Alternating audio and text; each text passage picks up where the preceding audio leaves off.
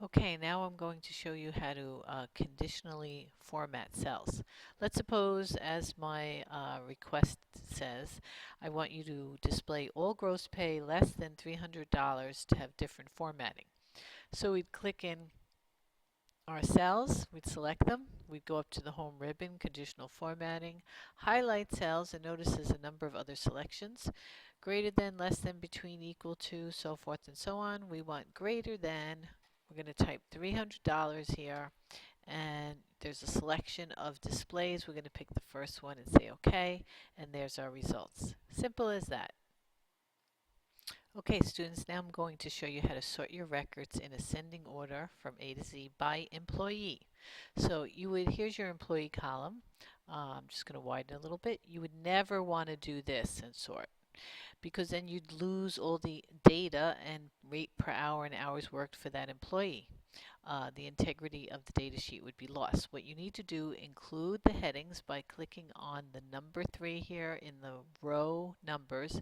Hold that down and go all the way down to 13. So now I've selected the full row of data, including the headers.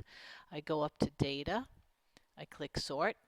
I'm asking you to sort by employee, and I'm asking you to sort from A to Z, and make sure my my data has headers is checked on. Say OK. And before you say OK, though, just look at your first employee. In my case, yours might be different than mine. I have Wanda Jefferson. She's got $11.20 as her rate of pay. After I sort, I'll want to look at Wanda again and make sure that the right data followed Wanda. That's it. Now we're up to creating a chart.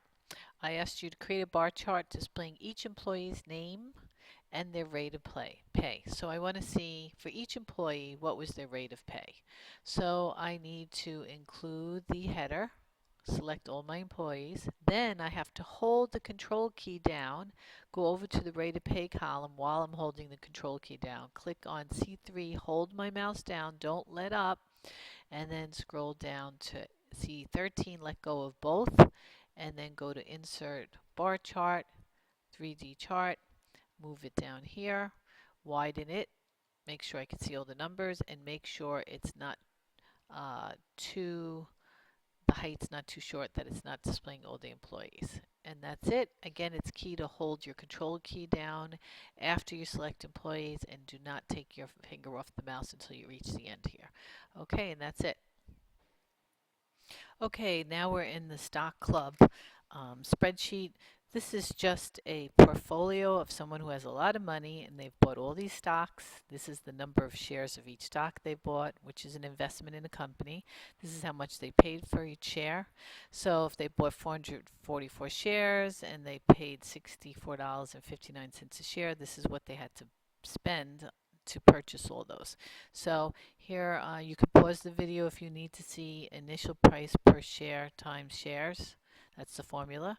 Current value, that would be the formula there, so pause it if you need be. Gain loss, okay, what did you pay for it initially, and what's the current value minus the initial cost. And here percent gain loss would be equal sign the gain loss divided by the initial cost right here. So I'm calculating that. Fill handles down, and I need to change this to percentage. So you either lost money or gained money. So here I'm going to show you how to change or format the gain or loss. Did I lose money or did I make money when I sold the stock? To show the negative numbers, which are now shown, or the losses, which are now shown as parentheses into red. So I'm going to go into number. Here I'm on the, by the way, I'm on the home tab, and the number group. I'm going to click on this little down arrow. I want to make any of my numbers to be red in two places if they're negative. Okay, so I say okay, and there I formatted my spreadsheet. And that's it. That's the last thing you need to know. And let's see, if you want to continue to know about how to do conditional formatting so that the cells containing the initial price per share here greater than $40 has different formatting and it stands out. Initial price per share is this column. You'd select it, home tab, conditional formatting. What did I say? Greater than or equal to. Greater than or equal to. Let's see. Let me close that. Greater than. So it would be $39 to include a $40 because we want 40 also. And again, I could make them stand out however I want. Green, fill, like that. That's it.